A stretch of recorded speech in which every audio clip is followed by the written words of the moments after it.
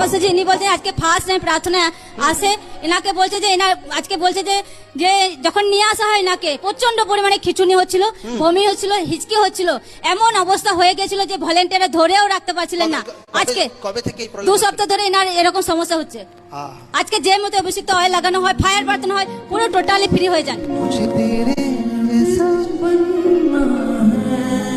হাত দেবে না,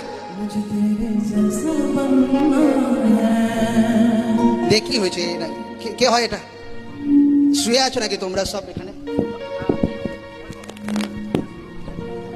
বলছি ছেলেটা প্রায় সপ্তাহখানেকের মতন মানে বমি করছে, হ্যাঁ, আর কোথাও ভয় টয় লেগেছিল নাকি জানি না, দিয়ে ডাক্তারখানা দেখানো হয়েছে, ওষুধপালাও খেয়েছে।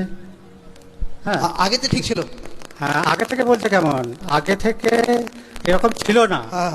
ও মানে মাঠে কাজ করে এই 2 সপ্তাহ এরকম হচ্ছে? হ্যাঁ, 2 সপ্তাহের মতন এরকম হচ্ছে, দিয়ে ভোরবেলায় পায়খানা করতে যায়।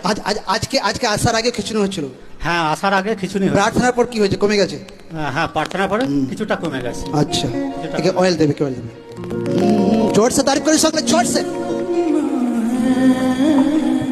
मुझे तेरे जैसा बनना है।